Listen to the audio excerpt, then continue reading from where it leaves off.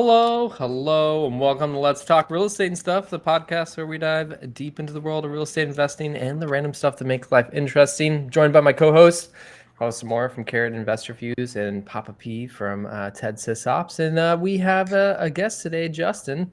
Carlos, why don't you intro our guest? I'm excited to have a really fun convo here. He's a long-time Investor Fuse member, just guy in the community from coaching community that we've had. Big sweet potato enthusiast, awesome guy. We've been trying to get him on for a while, just getting logistics ironed out. Based out of Arkansas, does a lot of things: wholesale, fix and flip, raises money. I know he's also a big part of the seven-figure flipping community, not cartel that I know of. So, Justin, I appreciate you coming on, man, and being flexible with your schedule. Yeah, man, I appreciate it. I love the title. Just talk real estate and stuff. So it is. Did you get a workout in this morning or what? Man, I started CrossFit about 5 months ago, so I've been it humbles you real quick because CrossFit just has it's not different. You don't go in there for an hour. You do like these quick 15-minute sessions and it burns you out. It humbles you real quick if you've ever tried it. So did you get one in this morning or no? Oh yeah, absolutely. Love that. Post workout meal. What'd you get? What'd you get today? Man, I had 4 eggs and some avocado toast. I'd had my sweet potato yesterday, so there you go. Try to get my sweet potatoes in every day. There you go. Well, man, you may run into, if you're in. I know you're. Where are you at? You're around 2 hours away from Little Rock. Papa P, for followers of the show, know that he's very active in Arkansas and heads out there from time to time. So you may run into this gentleman here. They run into me over at Whole Foods, just perusing because I don't have a Whole Foods where I'm at. So whenever I'm in Little Rock, I'm staying at that Whole Foods, just getting my dinners from my hotel room and stuff. So I'm perusing your social media as I'm investigating you. Okay. Justin is a seasoned real estate professional who specializes in wholesaling with a hands-on approach. He successfully flips 1 to 2 houses at a time and manages an impressive portfolio of 27 rentals. Now, I know that you are on the Investor Fuse platform.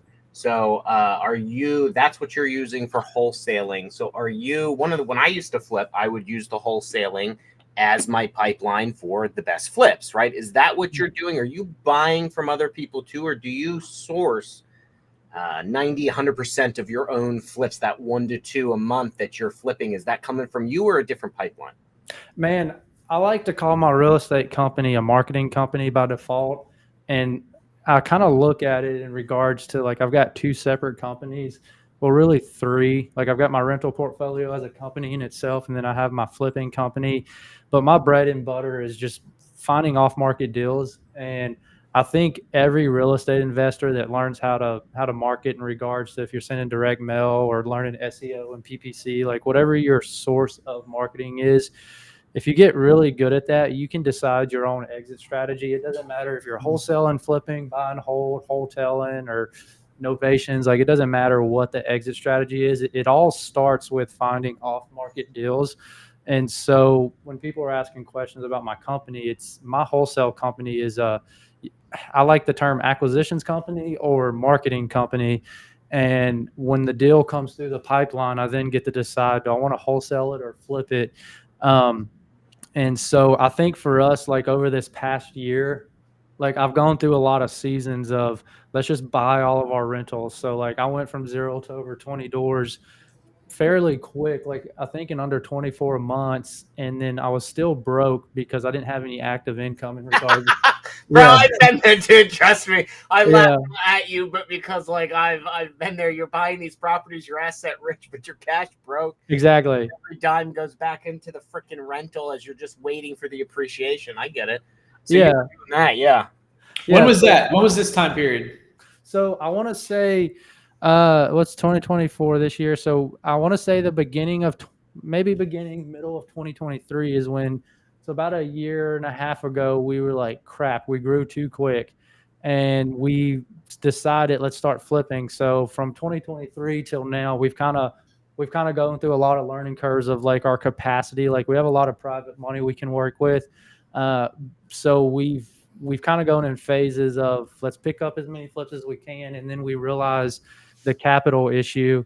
And so we've kind of we've got a real, I think Vaughn Bethel's, I don't know if y'all have talked to him yes or not, but all this year I meet with Vaughn every Thursday over this whole year, and just have him coaching me one-on-one. And one of the things he's teaching me is about just learning the what's the word he used? Kind of the balance. Like it might be wholesale 3, flip 1, buy 1, rental.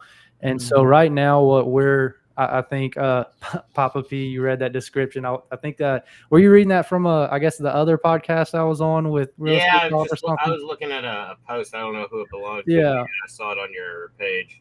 Yeah, so I think I did another podcast a few weeks ago, and where he says flips 2 at a time. We're very specific. Like earlier this year, we had I think 9 flips going at a time, which it sounds sexy on paper, but when you're dealing with cash flow issues, it's not sexy, and it sucks. And so for us, we decided to scale down and say 2 flips at a time. And we're not allowed to pick up another flip until those are off our books, and everything else that comes in our pipeline is wholesaling. And so we've kind of had strict. Yeah, you're getting strict. You're creating those guidelines for yourself. Yeah. What is it in trading? The stop loss? What is it where it's like you said a certain thing? He's like 2 flips, nothing more. Yeah, exactly. And because we're very small team. Me and my partner, a VA and an acquisitions guy, and right now we're happy with. I wear the project management hat while we've got 2 flips going. Everything that hits, it doesn't matter how sweet of a deal it is, we're wholesaling it, and we just have to stay strict like that. Maybe down the road as we hire, maybe try to rescale back up, we might get more aggressive, but we're happy wholesaling everything that comes to our pipeline. We signed up for Investor Lift this year. And so we've been using that for the dispositions platform on a lot of these deals we're coming across, because we're in 10 different counties in Arkansas. And so we're just plugging it into Investor Lift and just making a lot of good relationships with new buyers and wholesaling deals like that. What counties are you flipping in? Where are you, just Jonesboro area? Are you flipping down in Little Rock? Where are you flipping? So because I'm from Louisiana, I've had a few down there. I've actually got a few rentals in Louisiana too, but we're not like actively looking there. If somebody, we might have realtors that send us stuff and we'll make offers on it, but we're not marketing. Where we're marketing is anywhere in like Little Rock in its outskirts, Fayetteville in its outskirts, and here near me, Jonesboro, Paragould in all its outskirts. And that's where we're like actively spending money in marketing. Is that where you're flipping though, or my question more was trying to figure out what your radius is for project management and managing the flips. So far this year, everything's been in Jonesboro and Paragould, and we've only had like maybe 2 in Little Rock. Yeah. We've wholesaled everything in Little Rock. Yeah. Yeah, Jonesboro. I like Jonesboro. I almost I didn't almost. The guy rejected me, but I was trying to buy a mobile home park up there towards the college. Was it like 18 mobile homes? 25. I think I might know which one you're talking, because there hasn't been very many for sale over the last few years over there. It was off market. It's not for sale. Okay. I was trying to look it up in my email to see what road it was off of. I was going to tell you, but yeah, I liked it. I drove up there. It's nice. I was coming up from Little Rock, and it's like all farmland as you drive up. Coming up that highway, and it's just all farmland, and you come in. I like the Jonesboro market. I think it's nice. You have a good population there. Are you seeing good spreads too? Is it pretty active? Yeah, I mean, we're not making. I think you get into bigger markets like Nashville, Florida, and Texas, and you might see 60, 80K profits on a flip. For us, 20 to 35,000 is kind of the average. It's not as big, but we're flipping in that. Those are respectable sizes, man. I mean, yeah, I know the sexy numbers are 50, 100, yeah, but 25, 30K is very respectable for that size market. Yeah, but it's very easy to make those repeatable because we're so dialed in with our processes and getting quotes from contractors that when a deal comes up, sometimes I don't even have to like look it up on PropStream and analyze it. If somebody sends me a deal, I'm like, man, I can pay X amount. I send my contractor out there, and he's usually always within a few thousand. Like if he gives us a quote, he's holding that budget. So whenever things are like simple like that, it's easy to, find those deals where you're making 25, 30K. Net, right? Yeah, net. I mean, those are good net figures. Yeah. Yeah. Are you doing certain types of flips? Like you're looking just for an easy flip, or like how deep will you go? So I don't flip. I don't do Yeah. the real estate side stuff. But I remember Pop P, like you talking about some of his flips that he would do in the day, and I'm like, oh my god, that sounds stressful. You're Yeah. doing what? we haven't had any easy. Well, we haven't had any easy flips. We did have 2 really awesome hotel deals.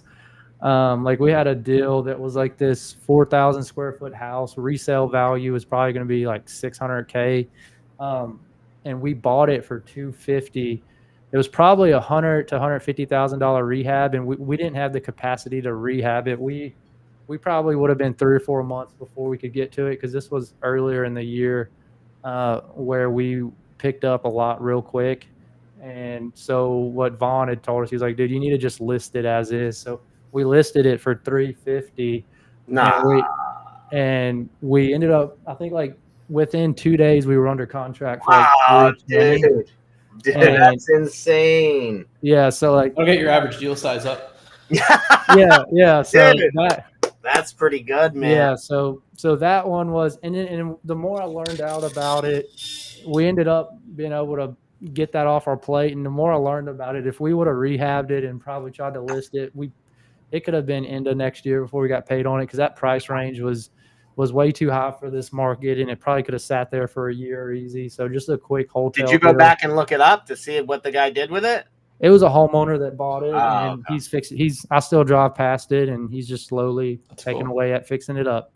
I always love going back and looking at ones that I thought of flipping, and I'll see like, did I make the right choice? Like, how fast did they sell it? How much did they sell it for? You know what I mean? I love going Oh, yeah. back and checking, but Yeah. it's pretty interesting, man. What's your lead source? Like, what are you doing? So a lot of which I actually use Investor Fuse. I know it's a seller lead platform, but I have a whole realtor sequence where any realtor that I talk to, I put them on a text and email sequence and a ringless voicemail sequence where Nice. once a month, they're getting a text that says, hey, do you have any deals in the pipeline? Just a reminder, we're looking for any house where resale value is below 250. Bro, that is smart. And so we use Investor Lift as like, I've probably got 600-700 realtors in Investor Lift that are just getting automatic text. And so Investor Fuse. I'm sorry, Investor Fuse. You're good. So- I'm gonna loop back. Like that. I'm gonna loop back and ask you some stuff about Dispo and Investor Lift, but let's go through the lead source. And No, sorry. Ever since we got Investor Lift, I can't tell you how many tongue twisters where I'm like Investor Lift, Investor too. Fuse. it is. I hear that all the time. Yeah, but Investor Fuse, we've just got like 600-700 realtors or so Oh, where wow. they're just getting those automated texts. So we're probably weekly having realtors just text in a deal, we underwrite it. So that's like a free marketing method. It We is. we send about 10,000 postcards a month, kind of spread out and kind of the cream of the crop zip codes. And then we've got our website that we're pretty heavy PPL. Like we use a lot of PPL providers, but we're trying to get our website to start ranking and learning a little bit about PPC. We just started using the website probably 4 or 5 months ago, and I've only gotten maybe 5 leads. But I What was website you got? do what? Who gave you your website? Who designed it? I was using Carrot. Yeah. And I'm just going through their training platform. And one of the things Carrot said is it's like I think they call it the 2-6-1 ratio. And what it means is work hard for 2 to 6 months. And after 1 year, you're going to get an extreme payoff or something. Like if you're just focused on, because I know with your website, Google apparently has like these spider bots that are always crawling these pages to see which one's the most organic. So I'm literally wearing an underwriter or copywriter hat where I'm just constantly updating the articles and making posts and just going through the Carrot. There was like a little $99 course that says how to get your website to rank. So I'm just going through it and just assuming at some point over the next year it'll start ranking more, and maybe hire a PPC manager down the road so that we can scale that a little bit more. You know who's the king of PPC and happens to be a good friend of Investor Fuse is Nick Perry himself, Seven Figure Cartel. Yeah. John Yeah. John may or may not know him, wink wink, and he Yeah. he's got it dialed in, dude. If you ever go that route, and he's a big proponent of just doing it yourself, about how easy it is to do it Yeah. yourself once you know the pieces. Yeah, That I've might be actually something to look into. thought about my partner and I thought about joining his group next year. I did a podcast with him on my podcast probably a year and a cool. half ago, and it was a really good. He was actually my second podcast. He came on my second. Oh yeah, episode. congrats. Yeah, and so we did that, and that was really exciting. And I think this year, like Carlos said, we're in the seven-figure community. It's fantastic, and there's a lot of great people in there. But I think next year we want to add some more resources to our business. And yeah, Nick Perry's group is one that we're talking about joining because we know that PPC is very valuable if we can get it built in. Mm-hmm. What I feel like I got to go there because we've invited some of the owners of the companies on.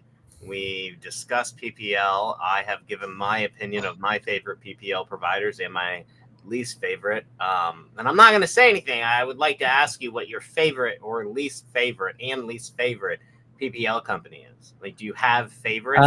Because it sounds like I you have have a bunch. I have some least favorites, but I hope they're not listening. But my most right now, basically everybody in our seven-figure community, like we post our KPIs, which one's converting, and need to sell my house fast. Like so far, there's not very many PPL providers, at least from what we're seeing, outperforming them. There's other ones like Property Leads. We've kind of go back and forth, and then Web Sharks. We didn't really have it. We spent a lot of money. We probably spent $20K with Web Sharks and didn't close a single deal. So could have been us. Maybe it was market specific, but they're probably my least favorite because we just put $20K down the pipe. And you ever try iSpeed to Lead? I think I've heard of them. We've never tried it. Don't worry, you're not missing anything. Oh, good. I thought you were about to unlock a gold nugget. No, that's my least favorite. I like Property Leads though. Property Leads and Sell My House Fast and Property Leads. And the only reason we don't use Property Leads as much anymore is because we were starting to get a lot of duplicates where Sell My House Fast was pretty regularly like sending us a lead, and then Property Leads might send the same one a couple of days later. Yeah. And so good. They rank pretty high. Those people go and fill out forms left and right. Yeah. I will say this, it's very market specific. Like Property Leads might outperform Need to Sell My House Fast in a different market, but for us, it's Sell My House Fast. Gotcha. Very cool. For moving those deals, I did want to touch on that. I know you recently got Investor Lift. A common thread that's come up on these episodes is just like how fast properties are moving, how many properties wholesalers are able to move. Has that changed at all in the past year for you guys on the wholesale side, moving deals? Has that been challenging? Yeah. I'm assuming somewhat so if you got Investor Lift in the state that you're living in. Man, when I was just in Jonesboro, I've been living here for about 4.5 years. I didn't really need Investor Lifts. I already had buyers. So with like my pre-existing buyers in one market, deals are still moving fast. When we decided to go into 10 more counties, like around Little Rock and Fayetteville, we didn't have any buyers, and we bought Investor Lift just for ease and peas of plugging it in and finding more buyers. Like I want to say in the first month, we probably, 50 to 100 buyers, legit, not just buyers, but legit buyers who are actively buying more than one deal a month. We were able to establish those relationships and have conversations on the phone pretty quick. There's a lot of other ways to find buyers without Investor Lift, but I just like the easiness of it. I don't want to have to take any extra steps. So I like to be able to plug a deal in and have the phone numbers right there and not have to pull list and update into Excel sheets. And then that just gets a little too chaotic. I just like performing in and having everything all in one platform. And, Investor Lift has like its own CRM benefits where you can, kind of keep up with the conversations of the buyers, and you can't have that with just a simple list pulling. I mean, you could technically pull a list in any market through like platforms like List Source to find buyers, but I'm already spread too thin, and Investor Lift keeps it simple. Yeah. What's your approach to buyers? Like, we've had many conversations on this podcast about making sure you're getting a property at the right price so that buyers do want to buy it. But like you said, like you went and found 50 to 100 buyers. Were you proactively like, let me build up these relationships even before we had properties to sell, so that you knew that you had a targeted list to reach out to? We already had I think we had picked, it was like 11 properties throughout Little Rock and Fayetteville where we had picked them up, got them under contract pretty quick. And I want to say about after 2 weeks, I was like, we need to build our buyers list quicker. So we called Investor Lift, bought it. And then we had already had deals in front of people. So a lot of our conversations was, hey, we noticed you bought a property down the road or at least in the zip code. What do you think about this deal? They make an offer. And I'd say half of those properties we got under contract were just bad deals because we were new to the area and we were just trying to aggressively take action. And so there was a lot of like us going back to the sellers and saying, hey, we've got some buyers at this price, but it's a lot less than what you were thinking.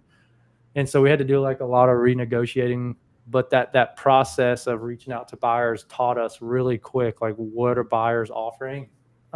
When we're marketing to buyers, we're real, like, especially when we were new in the area, we were real aggressive at letting them know, ignore the price we're pushing out on, like just make your highest and best offer, because we wanted some good feedback.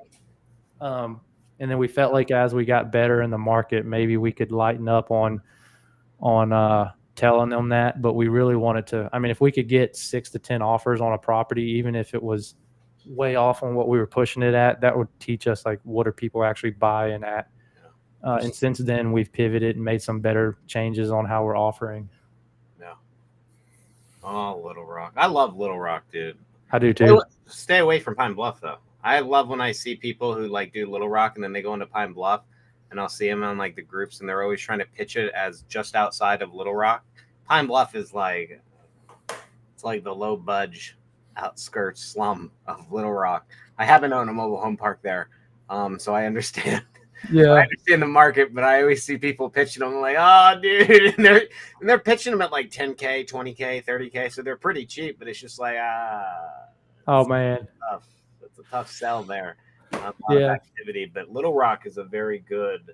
I tried to get my wife to move there. I was like, hey, listen, like, Little Rock's got everything we need. I was like, let's. I love it. It's the woods, mountains. It's close to the national park over there, Hot Springs, and you have what is it? The Washita Lake or River, which is definitely where that Mountain Valley water comes from. Yeah. And if you go north, you kind of get into Ponca and the Buffalo River. It's fantastic. Buffalo River is beautiful. Beautiful. You don't feel like you're in the South when you're in those Buffalo River trails. I was trying to think. I was very close. I'm not in the RV park business, although I want to be.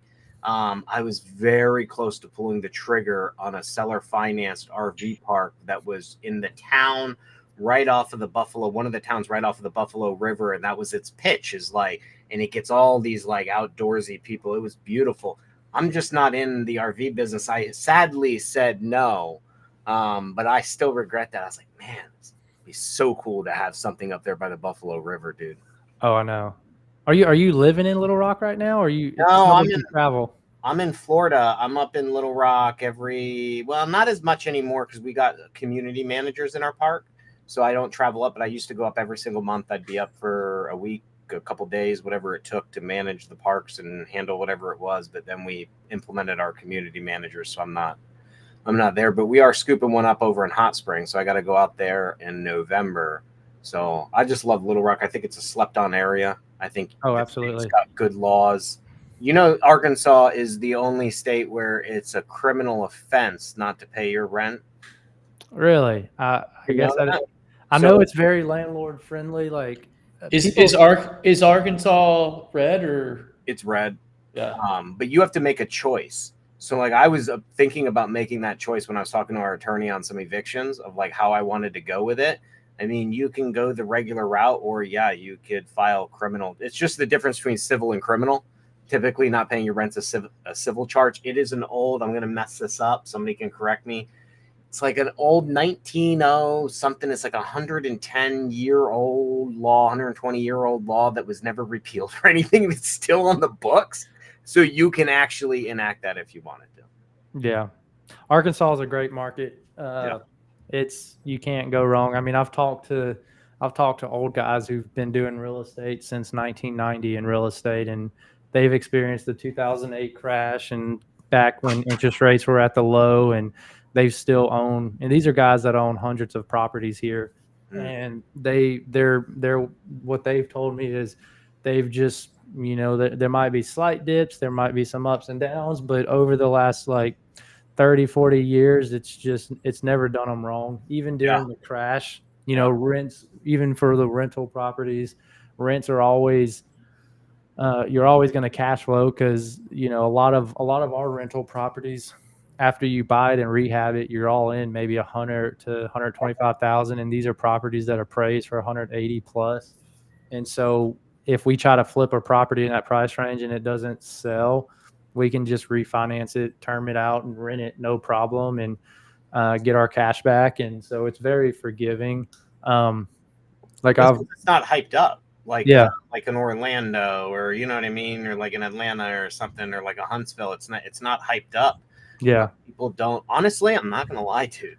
Up until a friend of the podcast, Tyler, pitched me my first mobile home park out in Little Rock. It was my first one. I had never heard of Little. I know it sounds bad, but like, I'm just a typical American centered on where I live. I never even thought of the state of Arkansas. Would have never been able to point it out on a map. And then I flew there and I checked it out. I was like, holy shit! Like this is nice. And there's a little town right above Arkansas, or right above Little Rock, Jacksonville. It's north of Little Rock. That they're doing huge developments. Like it's a lot of land, so it's on the up and come. It's a huge suburban area. What's bringing people to Little Rock? They have a lot of military bases. Like I know Pine Bluff and Little Rock, and then Dassault, the Dassault private jet company is out of Little Rock, and obviously your man Bill Clinton, that's his home area, Hot Springs. He's the Clintons. So okay. John's like, yes. But yeah, Vegas had us right at 1:30 for Brandon to make a liberal facing joke towards John, so we were right on the money there. It didn't take long, did it? John's like, bro, I wasn't even in this country when Clinton was president. Exactly. I know. Exactly. Oh gosh. There's the and stuff part of the podcast. Yeah. Oh yeah, we try to stay away from politics when we have guests on, but there's always an interesting take. So you're Louisiana too. Where are you from in Louisiana? Central Louisiana. I guess specifically a little small town called Forest Hill. We were so small it was actually defined as a village. If you look at the difference between city, town, village, we had like a population of I think it's like less than 1,000. You're considered a village, and then anything above 1,000's a town. And so I didn't even know this until I was just randomly reading some facts about why is something called a city, why is something called a town. I've always thought city and town were just interchangeable, but really it's based off of size of the town. So that was a little fun fact right there. But yeah, so Central Louisiana. Cool. What took you to Little Rock? Man, in 2019, I finished up my bachelor's degree in Louisiana, and then I moved up to Northeast Arkansas, completely random. My sister had just gone through a divorce, was moving up here for her job, and I was going to go to graduate school to get my physical therapy degree. And A-State up here they had their doctorate program for physical therapy, and I moved up. A lot of people, when they get their undergrad, have what's called a gap year before they go to graduate school. And during that gap year, I'd met another investor that was looking to hire an acquisitions guy. And so during that gap year, I was like, I'm going to go try this out. And he had 30 rental properties, and we had grown his portfolio to close to 100 doors in about a year and a half to 2 years. We picked up a lot of single family. We picked up a couple big portfolios of like 20 to 30 doors. And then once he got to 100 doors, that's when I'd said, okay, I'm gonna go start building my own portfolio. And that was kind of his stopping point. So it was completely random. And then I met my wife here and we got married. We've been married for about 3 years now. And now I call this home. Awesome. Is she in the business or no? I can't remember. No, she's not. She's not in the business. But her support, I'm about to be cheesy for a second, but her support, even though that's not a job role, I always tell her, hey, your support, that's probably the most important hat to wear in the business. So for anybody that's like listening and you have a spouse, like they don't have to be in the business, but their support is so vital to just the confidence it gives you to keep going. So, yeah. So is she right there and right? Oh, we can't see her, but she's right there. Is there a gun getting held to your head right now, bro? No, Blink twice. I'm not joking. No, that's I'm awesome. calling I for love help, that. dude. Oh, No, that's man. I good. love that. She's actually in Fayetteville right now for her. She's occupational therapy and doing some training for that. But, it's funny. I've probably done 50 something episodes on my podcast. I've probably been on, I don't know, 15 other people's podcasts. I don't think she's listened to a single one of them. She doesn't really care about business, which is fine. But if she happens to be listening to this one, love you, Emily. That's good, man. I feel so cheesy saying awesome. that. No, man.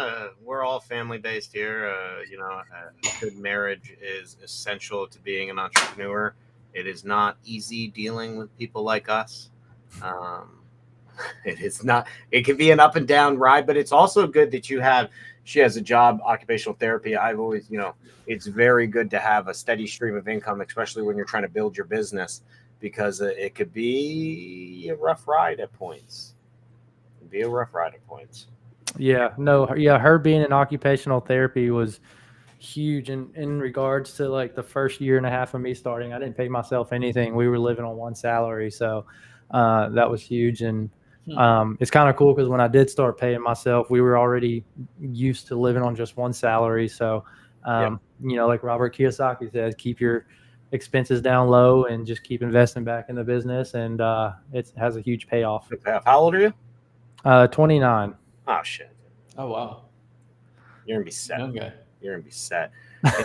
John, when he said Fayetteville, it jogged my memory too. Walmart is out of Arkansas.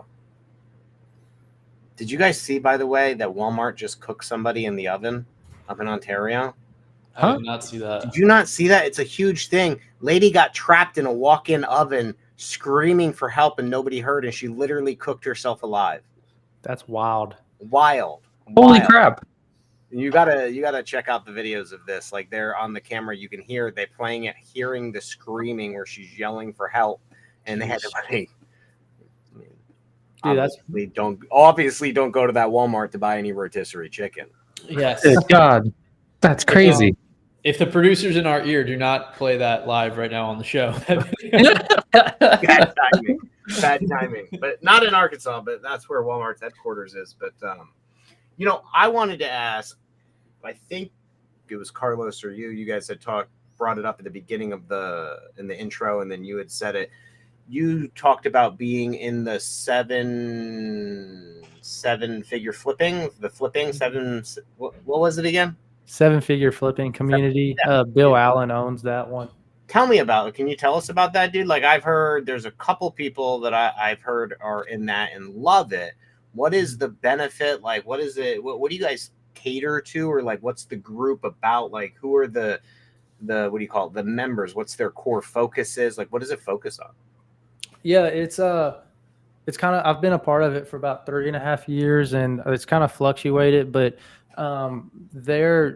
ideally there's a wholesaling avenue and then there's a flipping avenue. So they have people that they've got, any mastermind, you sign up, they give you a whole video vault of, like, if you want to build a wholesaling company, this is the avenue and videos to watch. If you want to build a flipping company, this is the avenue of the video vault, start watching. So you kind of go through the videos, educate yourself on a lot of the basics, and then just having members who are actively doing it, you can always, we're in a Facebook group where I'm probably bugging the crap out of people where every single week I'm posting a question and somebody's answering it. I might hop on a phone call and ask questions. I think there was a guy that made a post a couple of days ago in our Facebook group and said, how many active flips do y'all have going right now? And just between like 10, let me reword this. But it was like 29 comments of like members who said, I might have 3 going at a time. I might have 11. And I think he totaled it up to like there's 150 active flips going between like 20 members. And so if that kind of tells you about the guys that are in the group, there's a lot of masterminds out there where you might join it, but you don't have the resources to actually go and do it. Whereas this group gives you the resources and the people and the network. And for me, the most beneficial thing is like, if there's ever an issue, I can go find the person that's already been through this issue, give them a call and say, what do I do here? And just get an answer on the spot. Especially being in the community, there's definitely Bill and then Adam Whitney, both of them run the group together, and they might leverage the community to go. They might get a special finance. And so like with Kiavi is a hard money lender where if you've done more than 5 flips, they give us 100% finance and they fund 100% of so they fund like 100% of the purchase and the rehab. And it's only for like our group because, they were able to, put together some statistics of everybody in the group. And they went to Kiavi and said, hey, everybody that goes through our coaching program, like we don't have like any defaults. And I think Kiavi underwrote every member in 7-Figure Community for like 4 years before they approved this. So I think over the course of 4 years, they were like few hundred people that just were coming in and out of the group, like because they were so well trained. There was just everybody was such highly efficient like managers of their flips that Kiavi was like, okay, we'll do this deal with you. So and then like direct mail, people were probably spending 75 cents to $1 per piece sent, but they're able to get with certain providers where we're sending them for like 40 to 45 cents because we're in their group. And then there's like discounts on like, for example, List Source. When you're pulling huge list, I think people might pay 9 to 15 cents to pull the data off of the source, whereas we can get it for 3 cents. And so there's just a lot of discounts that when you join the group, you've got the people that can coach you, and then you get the resources and the discounts with it. And so the idea behind it is like, if you join the group, it's $20,000 a year. And the idea is you're getting that $20,000 back through all the discounts. So like the amount of money you save in the amount of money you save in like direct mail and the skip tracing and the funding, like not having to tie money up in the flips, like all that money, all those resources, that $20K you're basically getting back in discounts. So it's almost like you're joining the group for free in essence. Is that a lifetime? And you join and you're part lifetime, or are you paying that every year? It's every year. Yeah. But obviously if you're it pays itself back tenfold. Yeah. So are you just using Kiavi? No, I use Kiavi on maybe 20% of our flips, but I work with a lot of private money, like individuals who will write me a check and I pay them 10% on their money. And then when the deal's done, I write them their money back. Did the 7-Figure flipping help you learn how to market and get those private money, or was that something you learned somewhere else? No. So Bill has this, what's called the 30-day challenge, where you go live for 30 days. I've seen you posting on that. Yeah, so I've probably done that 30-day challenge 4 or 5 times. So I just, every time it's like Bill's huge on saying like there's no need to market outside of your community if not everybody in your community knows what you do. He's like the first spot to start marketing in private money is like call up some random friend that you met at church. Like if they don't know that they can partner with you, then that's the first place to start is locally. And so that was one of the things that whenever we did like Facebook, if you look at Facebook, Instagram, and TikTok, Instagram, TikTok, those are viral. Those are meant to hit people outside of your sphere of influence. Whereas Facebook's more local. You're going to hit people more locally. So we really try to hammer out letting everybody in our community know, like, hey, this is what we do. We just didn't know if you knew this was an opportunity. And then like my podcasting, like at the end of every episode, just kind of reminding people and just telling anybody and everybody, hey, this is what I do. If you know anybody looking for this opportunity, like every single private lender I've worked with, I've never called them and said, hey, do you want to lend? They've always called me asking for questions. And so if you market yourself in a way that you're always leveraging social media to put that out there, you'll start having people call you and asking questions. And at that point, I don't have to convince somebody to work with me. I just have to, answer some questions, and then they're ready to write a check. So, and consistency in your social media presence and business and everything like that. Correct. How uncomfortable was it to do that first? The first time I did it, I'd say because it's 30 days where you go live. Every single day, I think my hands were shaking because I don't like being on stuff. But by the second or third time, I was just saying, screw it. I don't care what people think. I'm just going to hop on and do it. And then even like hopping on the podcast, I think my first 15, 20 episodes, I was just really nervous and felt like my voice was shaking. But I'm a big believer in just putting in the reps, and I feel like the confidence will come at some point. So try to ignore some of those feelings that come up front, because they kind of trick you into thinking you're not good at doing it. But me and my partner always say this, that when you're not good at something, is it because you don't have the experience, or is it because you can't do it? And 99% of the time, if you're not good at something, it's because you lack the experience. So the next step is just take massive action, and eventually you'll get good at it. Like for me, I may never be able to dunk on a basketball. I may not have the physical capacity to do it, so I don't need to stress about that. Like I can't do that. Now, can I confidently have a private lending conversation? I'm not good at that because I don't have the experience, not because I can't do it. And so just putting in the reps, talking to a lot of people and practicing those conversations, and eventually you'll get confidence. I think I heard somebody say too many people do it backwards. They try to get the confidence first and then take action. But in all reality, you take action and then the confidence comes. And then when the confidence comes, your capacity. He called it the 3 C's or something. It was like, I wish I could remember this because it was pretty cool. It was like a cycle you go through. It makes sense. Yeah, it was like Yeah. a lot of people look at their capacity, which feels small, which therefore they don't have the confidence. Competence.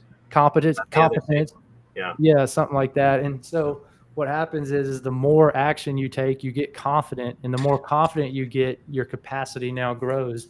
And then it's like this cycle where you go over and over, and just taking that action and putting in the reps. And at some point, it's different for everybody. Some people might say, hey, after 10 episodes, I got this. Whereas for me, I'm on the slower end. I think it was probably 45 to 50 episodes before I could hop on and say, okay, I'm not nervous anymore.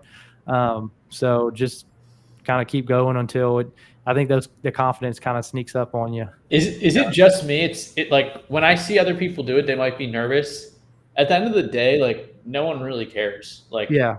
We're too focused on ourselves. Everyone cares. You're exactly right. Everybody cares so much on themselves. Like I'm the same way. Like I've been like, it's human nature. Yeah, but like really, when people are just scrolling through it, like somebody could have thought like you're like a veteran or like doesn't really care in a negative sense or has no negative caring towards it. They're just like, oh, okay, that's cool. He's doing real estate, or depending how involved they are, like, oh, okay, cool. He's pitching for private money. Oh, cool. He's in this Bill Allen's challenge. At the end of the day, people just care about themselves. It's all about the reps, man, because I mean, it's something I even try to teach my son. It's like that confidence factor. Mm-hmm. It's like the more you do something and the better you get at it, the prouder you are of yourself because you gain this knowledge on how to do it. That knowledge transposes into that confidence. And when you're walking around with the confidence, people want to work with you. They want to ask you questions. They want to be around you. And that's where the capacity comes from. And it's like, and then you just get better. But when you lack doing something, you never gain that knowledge or skill. And then there's no way, especially for a guy, right? Like there's no way to have that confidence because we base our value based on what we're able to like actually do. And so, yeah, those reps, like, I mean, what are we on this? We're like 4 years. Are we like 3 years deep on this thing? We just do it no matter what. Like 2.5. There's times where like we all have scheduling conflict, and like no matter what. And I think we brought it up one time. Like, are we just not going to do the episode? And somebody chimed in like, no, we're doing it no matter what. And it's just that consistency. No matter what happens, you just have to put the reps in. And I will say, yeah, I remember our first guest was Eric Brewer. It was like a couple epis in to like our first year of doing it. And I was so nervous because we had never had a guest on. But now we have guests on all the time. And you're just like, you're just kind of streamlined through it. Casually crush a ribeye steak minutes before the episode. You're good. I had to eat, bro. And I knew if I came in with anything other than a ribeye, I was going to get made fun of. So I made sure I only cooked up a ribeye prior to coming on this podcast. No soy burger or anything like soy that. Burger, bro. No. I sold all those to white dudes for Harris. Ribeye with onions. Yeah, onions, bro. You got to have the onions. I try to eat like a whole onion or two, but yeah, can't hear wrong with that. That's a different podcast. You need a whole onion with your ribeye? What? Yeah, it's pretty yummy. Put some olive oil on it, and then sprinkle some whether Celtic salt, Himalayan, whatever you want to do. Fry it up, like I put it on the grill or just in the pan with the steak or whatever, and like with the olive oil and the salt. It's different, bro. It's not Himalayan salt. Yeah, it's not like eating a raw onion. Like I'm not biting into it like an apple. Oh god. Yeah, it's a different thing. So what about I mean, is the 7-figure, is it all residential? Do you feel like people expand past that? Because like every mastermind has its like unique thing, right? Like we talked about Nick Perry's thing, like that's like the PPC. He's focused on that PPC for wholesaling, generating leads. Sounds like 7-figure is focused on residential single family homes. Does it span out past that, or is that its core focus? Yeah, so that's that mastermind's core focus. They do have another mastermind called 7-figure multifamily. So I want to say a lot of the members who have made it. So there's kind of like these stepping stones. There's a path for getting your first deal. Then there's a path for getting deals consistently. Then there's a path for actually building a business where you're building your team and implementing the EOS structure and building a team and understanding KPIs and meeting cadences and the culture as a business owner. So there's a path, like as you grow, you kind of get to there. Eventually you go from an employee of the business to now you're a business owner, and you buy back some of your time where you've got a team, and maybe because there's a lot of members in there that they might only work in their wholesale or flip company maybe 2 or 3 hours a week. That might just be meetings with the team, and the rest of the week they're in the multifamily group trying to acquire 50 to 100 unit apartment complexes. And that one's really good. And there's a lot of the guys that lead the 7-figure multifamily group do. I mean, I think last year, I haven't really kept up with it much, so I don't know if I'm getting the right information here, but I want to say they acquired probably 600 or 700 doors last year. There was a couple individuals that they were just buying anything from 30 units to 100 units, and they were acquiring, and I think they personally managed 2,000 or 3,000 doors. Like the guys that are running that group, and they're like bringing members in and helping them. Which last year I was actually under contract for about 2 months with a 48 unit. And I went and called somebody from the multifamily group, which this is what's cool about this whole community is I'm not even in that mastermind, but I found a deal and I called the guy that's running it and said, I've got this. And he helped me do some underwriting. And because I brought the deal, I was going to get some equity in it. And I also had some private lenders that were going to put some money down. So I was bringing some capital. And so I want to say for this particular deal, I was going to get like 7%. It's not a lot of equity, but like for my first deal, I could put that on my financial statement when I'm trying to get approved for bigger loans. And And the deal ended up falling through because of, I think there was like some legal language where somebody interpreted it one way, and all this was kind of found out like a week before, so we had to terminate. But it was kind of cool getting experience that for a little bit and learn a lot about the underwriting. Yeah. I do want to get into that. Right now all this week and next week I'm wholesaling a 77 door single family portfolio. And we have a buyer that's under contract, but he doesn't live here in Arkansas. And I'm having to go through, do like a property inspection on each property. And I'm going to like email it back to him, take a look. And he's like this big fund manager that as long as everything goes through, it should close by December or January. So I am trying to swing for the fences on some of these bigger deals. Nice. Yeah. So if that one can close, that'll be exciting. And it'll be a nice little paycheck. That's good, man. And 7% is nothing to sneeze at when I know a lot of guys always make fun of, like, especially single family wholesalers and stuff, because they're so used to buying one house all by themselves, two houses, 10, 20, 30, and they own them all because they're stacking their bank financing and stuff. But when you get into multifamily and stuff, owning 10, 15, 20, 30% is a very common thing, because there's other ways to get paid on a commercial deal, whether it's a one-time fee or ongoing fees. Like, but it's the balance sheet that really matters. And a lot of people don't pick up on that just because you can't get loans. And I didn't know this at first either. It's like, I didn't know you couldn't get a loan without the experience. Like, just because I flip houses or wholesale, or I had a bunch of duplexes, you're trying to buy a apartment or a mobile home park. They're going to say, well, show me the other mobile home park or apartment in just owning 7%, you're now a GP or you're part of it. Say, well, I own this. They don't care that it's 7%. Yeah. All they care is that they can put that on the underwriting, and now you're in. And too many people look down at that. And I'm like, dude, whether it's 5% or 15, like, just owning that equity stacks your balance sheet, stacks your experiences, and it gives you connections. Because as that one does better, it's like you put that on your next pitch decks, you put that in your marketing. Like, here's what we did on this one. It gives you all that credibility. I think it's essential, man. I think you got to keep going after. Well, I mean, it's absolutely. I think that was another couple things is, because I brought the deal, I would have got 3% of the purchase price, which would have been a nice, that would have been an acquisitions fee plus 7% for, it has a lot of future benefits because, if I get 7% of a 48 unit, which I think the offer was at like $4.5 million. And so that would have been $4.5 million I could put on my financial sheet. And let's say something smaller, like a 10 or 15 unit popped up. Now I could try to buy that 100%. Yeah. And so the opportunity, in the doors, it starts opening. It does. So, I mean, I'd do it for 1%. I mean, I'm not going to, not telling the people I'm doing the deal with, I might try to negotiate higher.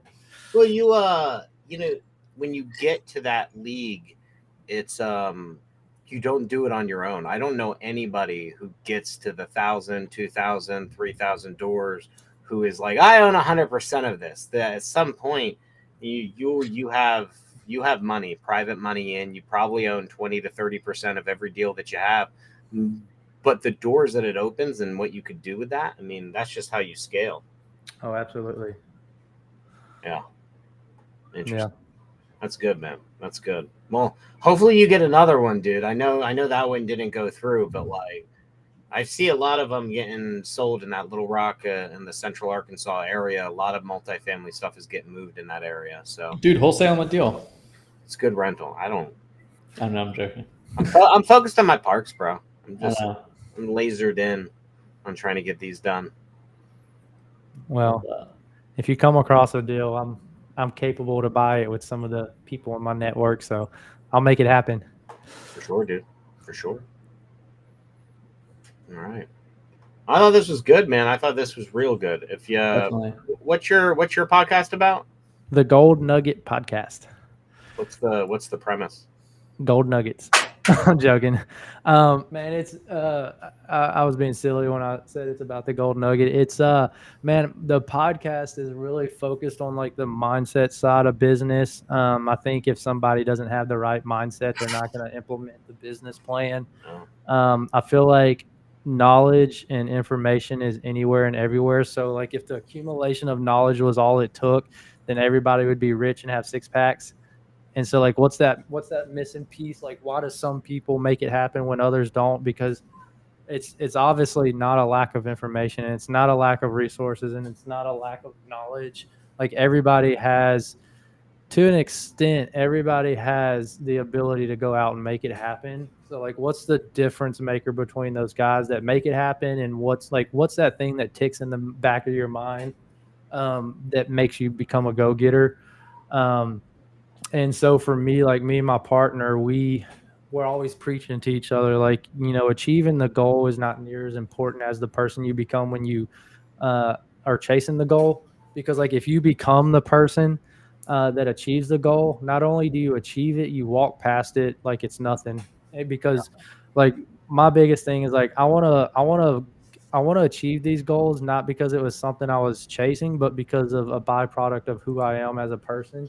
And like, so like, what are those habits, rituals, and routines of just successful people? And what's like, I almost named the podcast The Bridge, like how to bridge from the old you to the new you. Oh, gotcha. And so I felt like everything I just said, I need to make that an intro for my podcast. Yeah, that was solid. Well, there you go. Go back to the video as it's on our channel, transcribe that down, and there you go. Make that your new intro, dude. Yeah, I don't really have a solid intro. I actually just hired a virtual assistant to help me start managing the podcast. So maybe some of the stuff will start looking a little more professional, because I've got like 20 episodes in my video vault that I still haven't edited and released. So, bro, listen, I'm gonna share something with you right now. Ready? Yeah. The Opus Clips, bro. Dude, I just downloaded that last night. And then I use so I posted. We started doing it too because we had Brent Morano on, who's an AI aficionado, and he turned us on to that. We couldn't use it initially because of how many people run the podcast, but they have upped their game to now where they can handle 3 and 4 people, and the way they edit it. When it first released, it couldn't. But anyway, that in Spikes Audio or Spikes Media, it's called Spikes. It's the same thing as Opus. They run the same way, same cost basically, but the way they produce the video is different. Like the clipping of the video is a little different. So I actually use both accounts. So yeah, I would definitely do that. And it's so easy. You just load it up, dude.